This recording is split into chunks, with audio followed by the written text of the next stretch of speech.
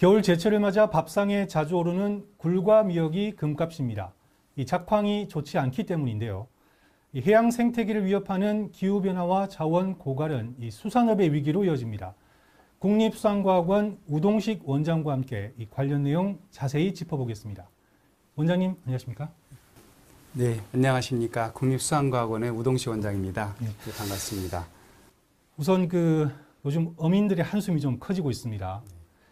이 수산과학원의 역할이 어느 때보다 중요해졌는데 올해 핵심 과제부터 좀 설명해 주시죠. 네, 잠깐 핵심 과제 말씀드리기 전에 우리 국립수산과학원에 대해서 설명을 좀 드리겠습니다.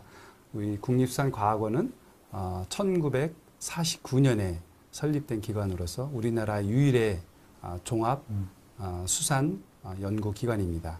그리고 그 설립 당시부터 지금까지 쭉 부산에서 본원을 두고 있는 기관입니다. 네, 올해 우리 국립수산과학원에서 핵심적으로 추진해야 될 세 가지 과제를 좀 말씀을 드리면, 첫 번째로는 미래에 대비해서 우리 수산업을, 침체에 빠진 우리 수산업을 경쟁력을 강화시키기 위해서 AI 등 4차 산업혁명 기술을 접목한 스마트 양식 기술을 적극적으로 개발하고 또 현장에 보급하도록 하겠습니다.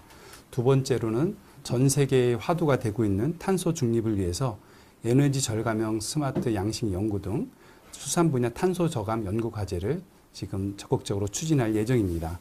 마지막으로는 수산 분야의 연구 성과가 많이 있는데 이 연구 결과들을 공유하고 또 데이터를 개방해서 민간에 있는 학계나 또 업계나 또 어업인들께서 직접 활용할 수 있도록 개방하고 공유하는 시스템을 구축하도록 하겠습니다. 원장님께서도 알고 계시겠지만 지금 동해안에서는 오징어가 잘 잡히지 않고 있고요. 남해안에서 멸치잡이를 포기할 정도로 어획량이 많이 줄었다고 합니다. 이 바다 수온과 좀 관련이 있을 것 같은데 어떻게 보십니까? 네, 맞습니다. 전 세계적으로 기후변화의 영향으로 인해서 전 세계 바다가 조금씩 더워지고 있는 것이 사실입니다. 지난 50년간 전 세계 바다의 표층 수온이 약 0.5도씨가 올라갔는데요. 우리나라 주변 해역은 그 2배 이상의 수온이 올라간 상태입니다. 그러다 보니 이제 폭염이나 또 한파, 또 태풍도 빈발하고 이에 따라서 매년 고수온과 저수온의 피해가 발생하고 있습니다. 이러한 기후변화의 영향은 앞서 말씀드린 수온의 상승뿐만 아니라 또 그에 따른 우리 바다에 사는 수산 생물의 서식지라든지 또 산란장이라든지 또 이동 경로라든지 또 수산자원의 종류까지도 바뀌게 하고 있어서 어획량의 변동폭이 훨씬 더 커졌다고 볼 수 있겠습니다. 이상 기후 변화에 따른 우리 바다의 변화를 또 간단히 살펴보자면 멸치나 고등어, 오징어 같은 그런 난류성 어종이 좀 증가하고 있고요. 명태나 도루묵과 같은 한류성 어종은 지금 감소하고 있는 상태입니다. 금방 이제 말씀하신 것과 같이 지난해 멸치하고 오징어 작황이 좀 부진했는데요. 그것에 대해서 좀 자세히 말씀을 드리면 오징어 같은 경우는 지난해 11월에 원래 북측에 있는 동해 수역의 표층 수온이 예년보다 좀 높았습니다. 그러다 보니까 북측의 수온이 낮아지면 오징어가 좀 따뜻한 수온이 있는 남쪽으로 남하할 텐데 남하하지 않고 북측에 좀 오래 남아 있었고요. 또 수온이 남쪽에도 좀 전 지역이 좀 수온이 높다 보니까 특정한 지역으로 이렇게 몰리지 않고 좀 확산돼 있어서 어획량이 좀 부진했던 것으로 분석이 되고 있고요. 멸치의 경우에도 지난 여름에 갓 태어난 멸치들이 좋아하는 수온이 있습니다. 네. 그 수온보다 우리나라 해역의 수온이 한 2, 3도씩 높았습니다. 그러다 보니까 이 갓 태어난 멸치들이 좀 생존율이 떨어져서 작황이 좀 부진한 상태로 분석을 하고 있습니다. 뭐 이렇게 잡는 업도 지금 위기지만요.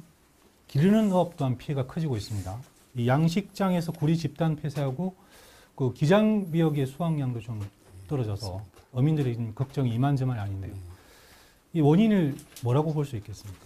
예, 좀 지난해 11월 중순부터 남해안 구리 폐사를 하는 바람에 어업인들이 어려움을 겪고 있고 참 안타까운 상황입니다. 저희 국립수산과학원에서 한 달여에 걸쳐서 정밀 분석한 결과 지난해 9월, 10월에 이 남해안에 가뭄이 심했습니다. 그러다 보니까 육상에서 내려오는 비가 왔을 때 내려오는 영양염료가 부족해서 막 산란한 직후에 굴들이 먹을 먹이가 부족했습니다. 그러다 보니까 굴들이 영양 부족으로 인해서 건강을 회복하지 못하고 집단 폐사한 것으로 분석이 되고 있고요. 자연 환경 탓이라는. 네, 그렇습니다. 이것도 좀 기후변화의 영향이 좀 있는 것 같고요.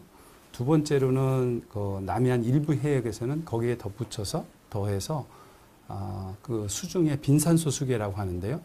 수중에 녹아있는 산소의 양이 적은 그런 물덩어리들이 크게 형성이 돼서 그러는 바람에 이제 제대로 호흡을 하지 못하니까 또 이것도 집단 폐사에 영향을 미친 것으로 이렇게 분석을 하고 있습니다.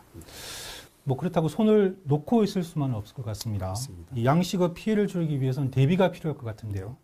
어떤 대책이 있을까요? 잘 아시겠지만 양식업이라는 것이 기본적으로 한정된 공간에 수산 생물을 가두어서 키우기 때문에 그 자연의 기상의 변화에 좀 근본적으로는 좀 취약한 편입니다. 따라서 자연재해가 발생하기 전에 미리 선제적으로 대응해서 피해를 좀 예방을 하고 최소화하는 것이 제일 좋은 방법이라고 생각을 하고요.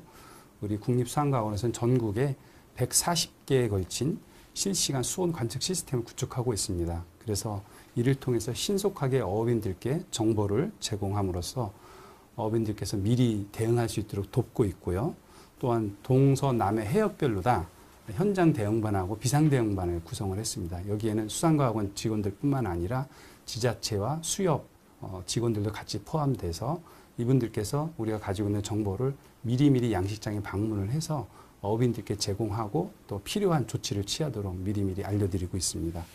아울러서 이렇게 이제 수동적으로 적어하는 것뿐만 아니라 변화한 기후에 잘 적응할 수 있는 양식 품종들을 저희들이 개발을 하고 있습니다. 그래서 생명공학 기술을 좀 접목을 해서 고수온에 강한 참전복하고 넙치를 이미 개발을 했고 또 바리과 어류도 아열대성 어종인 바리과 어류도 또 개발을 해서 지금 실험 중에 있습니다. 그래서 조만간 어업인들께 현장에 보급을 해서 어업인들께서 어가소득 향상에 도움이 될 수 있도록 조치를 취하도록 하겠습니다.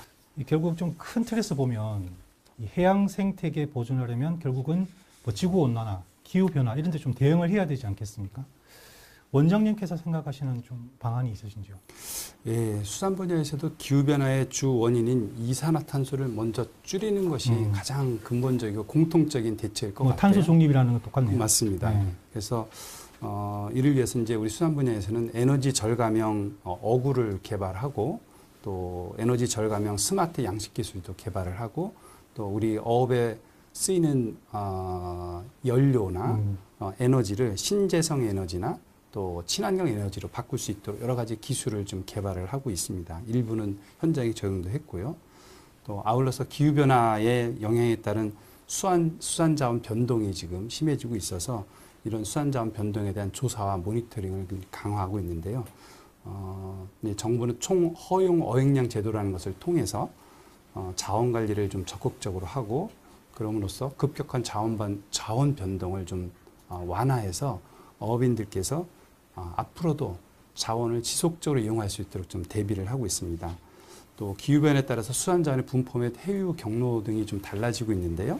그래서 이걸 정밀히 예측해서 어업인들이 어업에 이용할 수 있도록 좀 도와드리고 있고요. 또 연근의 수산자원 변동을 좀 계속 모니터링을 하고 있습니다. 그래서 또 미래에 우리가 현재는 활용하고 있지 않은 미래에 또 활용할 수 있는 수산자원들이 새로 출현하고 있는지 또 늘어나고 있는지를 분석을 해서 어업인들이 미래에 이용할 수 있도록 준비를 하고 있습니다. 예, 뭐 말씀 들어보니까 이제 우리나라가 수산 강국으로 도약하려면 이 수산과학원 역할이 아주 중요할 것 같습니다. 예. 예, 지금까지 국립수산과학원 우동식 원장과 얘기 나눠봤습니다. 말씀 감사합니다. 감사합니다.